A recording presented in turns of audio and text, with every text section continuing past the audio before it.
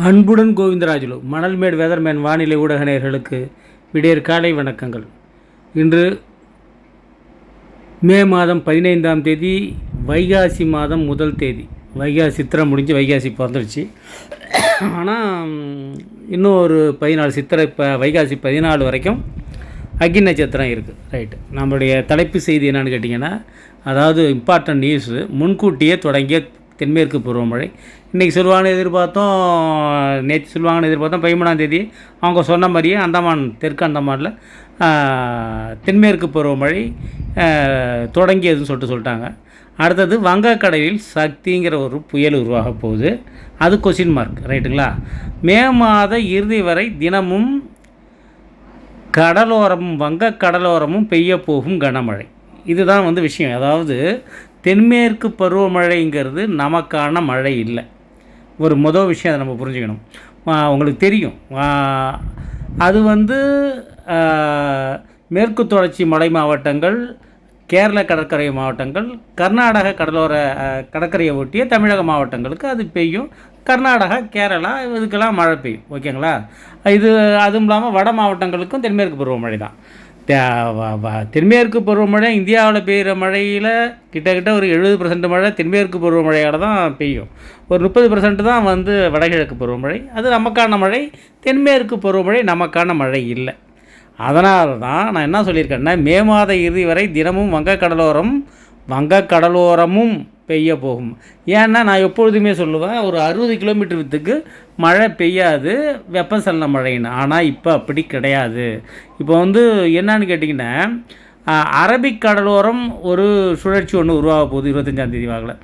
இப்போ ஆக்சுவலாக என்ன சார்ட்டுன்னு கேட்டிங்கன்னா, 27ஆம் தேதி தான் நமக்கு உருவாகணும். 27ஆம் தேதி தான் உருவாகணும். நமக்கு தென்மேற்கு பருவமழை தொடங்கணும்.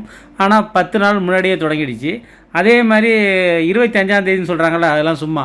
21ஆம் தேதிக்குள்ளே கேரளாவில் தொடங்கிடும். ரைட்டுங்களா? இதனால் என்ன ஆகும்னு கேட்டிங்கன்னா, தென்மேற்கு பருவமழை போன்ற மழை அப்படிலாம் கிடையாது. தென்மேற்கு பருவமழை அனௌன்ஸ் பண்ணுவாங்க. நிச்சயமாக வானிலை ஆராய்ச்சி மையம் அனௌன்ஸ் பண்ணுவாங்க. 21, 22 கேரளாவில் தென்மேற்கு பருவமழை தொடங்கியது. ரைட்டுங்களா? இப்போ இதனால் என்ன ஆகுன்னா, மேட்டூர் அணை மிக விரைவாக நிரம்புறதுக்கு வாய்ப்பு. ஜூன் 12க்குள்ளே மேட்டூர் அணை நிரம்பி தண்ணீர் திறக்கவும் வாய்ப்பு. ரைட்டா? ஜூன் 12 திறக்க போகிறாங்க. அன்னி நிரம்புது நிரம்பலை, அதெல்லாம் வேறு விஷயம். இப்போ இன்றைக்கி டெல்டா கரையோரமும் மழை ஆரம்பிச்சிச்சு. ரைட்டுங்களா? இது விடிய அதாவது இடிமின்னல் சகிதம், அதாவது கடுமையான இடிமின்னல் சகிதம் மழை. ரைட். இதில் எப்படி இது நடக்குது அப்படின்னு கேட்டிங்கன்னா, இந்த வங்கக்கடலுக்கு ஒரு தாழ்வு பகுதி இன்னும் 24 மணி நேரத்தில் 16ஆம் தேதி இரவுக்குள்ளே ஒரு சுழற்சி சேர்ந்துடும். ரைட்டுங்களா? அதுக்கப்புறம் 72 மணி நேரத்தில் 2 நாளுக்குள்ளே அது வெல்மார்க்கோட ஆழ்ந்த ஒரு காற்றழுத்த தாழ்வு பகுதியாக அது மாறிடும். அது நிச்சயமாக அனௌன்ஸ் வந்துடும். நம்ம எதிர்பார்த்தது எங்கன்னு கேட்டிங்கன்னா, மியான்மர், மேற்கு வங்கம், ஒடிசா. ஆனால் இப்போ இருக்கிற ஸ்டேட்டஸு அது விசாகப்பட்டினம், அதாவது வடக்கு ஆந்திரா வரை வர்றதுக்கு வாய்ப்பு இருக்குது அப்படிங்கிறது மறுப்பதற்கில்லை. இதனால் என்னன்னு கேட்டிங்கன்னா, இதனுடைய வித்து பெருசு. அதாவது வித்துன்னா அந்த அதாவது அதனுடைய விட்டம் பெருசு.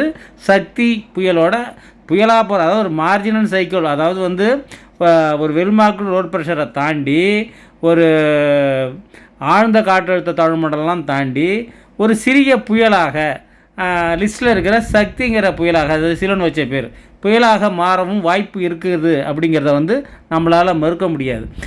இது காற்றை எப்படி பெரட்டுதுன்னு கேட்டிங்கன்னா, அரைக்கோளத்திலேருந்து காற்றை எடுத்து சுற்றிக்கிட்டு தெற்கு காற்று எப்போதுமே நான் சொல்லுவேன், தெற்கு காற்று தள்ளி விட்டுடும். வங்க கடலோரத்தில், அதாவது டெல்டா மாவட்டங்களில் கோடியக்கரை முனை வரைக்கும் உள்ளதை அப்படி தள்ளி விடங்காட்டி தான் நமக்கு மழை பெய்யறதில்லை. அந்த 70 கிலோமீட்டர் வித்துக்கு மத்திய மாவட்டம் திருச்சி வரைக்கும் கூட மழை பெய்யும், நமக்கு மழை பெய்யாது. இந்த சார்ட்டை பார்த்திங்கன்னா தெரியும் எப்போ மழை தொடங்கணும், ஏன் முன்னாடியே தொடங்கியிருக்குங்கிறதுக்கான சார்ட்டு ஸ்க்ரீன்ஷாட் எடுத்து வேணாலும் பார்த்துங்க. ரைட்டுங்களா? அதனால் இப்போ அது தள்ளி விடுறதுக்கு வாய்ப்பு இல்லை. ஏன்னா சுற்றிக்கிட்டு என்ன பண்ணுது, இது மியான்மர் கரையோரங்களில் அந்தமான்கிட்ட போகிறத இது வழியாக போகாமல் சிலோனை தொட்டுக்கிட்டு, அதாவது இலங்கைக்கு மேலாக அப்படியே போயிடுது. நம்ம நிலப்பரப்புக்கு வர முடியாது. அதுக்கு இன்னொரு காரணமும் இருக்குது. ஒரு உயர் அழுத்தம் வந்து கேரள கடற்கரையை ஒட்டி ஒரு உயர் அழுத்தமும் இருக்க போகுது. எப்போ 17, 18. இதனால் தெற்கு காற்று அங்கே தள்ளுறதுக்கு வாய்ப்பு இல்லை. இந்த டெய்லி சாயங்காலம் வந்தாலே தெற்கு காற்று தள்ளாமல் மேற்கு காற்று வந்து இந்த அதாவது வடமேற்குலேருந்து வந்த வெப்பநீராவி குறைஞ்சி போய் இப்போ வந்து தெற்குலேருந்தும் தென்மேற்குலேருந்தும் தென்மேற்குலேருந்தும் தள்ளுது. தென்மேற்குலேருந்தும் காற்று போய் இது குளிர்க்க போகுது. இதுதான் தென்மேற்கு பருவக்காற்றுடைய வேலை. இப்போ வந்து வடமேற்குலேருந்து வர்ற காற்று நேத்தியோட குறைஞ்சி போயிடுச்சு. ரைட்டுங்களா? இன்னையிலேருந்து மழை வந்து பரவலாகும். நேற்று நைட்டு பெஞ்ச மழையே வந்து விட்டு விட்டு ஆங்காங்கே கொஞ்சம் ஒதுக்கி தான் பெஞ்சிருக்கு, இல்லைன்னு சொல்கிறதுக்கு இல்லை. ஆனால் பயங்கரமான இடிமின்னல் இது வந்து தொடரும் இன்னொரு 4-5 நாளைக்கு. ஏன்னா நிறையா கார்பன் இருக்குது, அதனால் அது குறையிற வரைக்கும் தொடரும். காற்று ஒரு 2-3 நாள் காற்று இருக்கும், அதுக்கப்புறம் காற்றும் குறைஞ்சிரும். அதாவது இனிமேல் வர்ற இந்த 15 நாளில் கிட்டத்தட்ட ஒரு 10 நாள் நிச்சயமாக ஒரு இடம் இருந்துச்சுன்னா அந்த இடத்துல மழை பெஞ்சிடும்.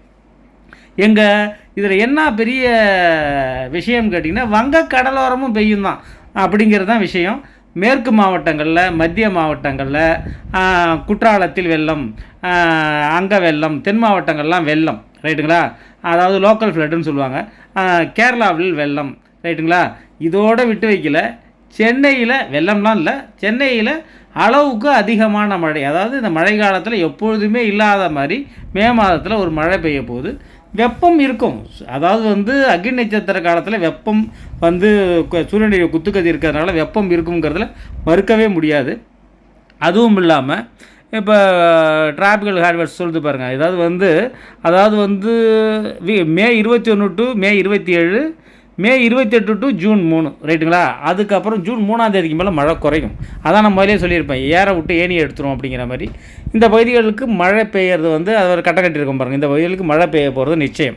அதனால் டெய்லி மழைங்கிறது தான் வங்கக்கடலோரம் இந்த நேரத்துக்கு வரவே வராது.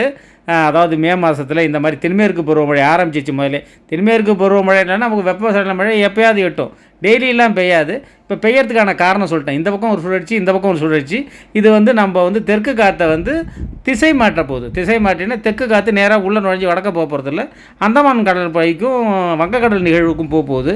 அதனால் நமக்கு வந்து நிச்சயமான காற்று வந்து தடுக்காமல் வங்கக்கடலோரமும் வந்து மழை தர வங்கக்கடலோரமும் வந்து மழை தரப்போகுதுன்னு அப்படின்னா மேற்கு மாவட்டங்களில் ஃப்ளட் கண்டிஷன் தான். ரைட்டுங்களா? ஒரு வெள்ள கண்டிஷன் தான். விஷயம் புரிஞ்சிருப்பீங்கன்னு நினைக்கிறேன். நன்றி, வணக்கம்.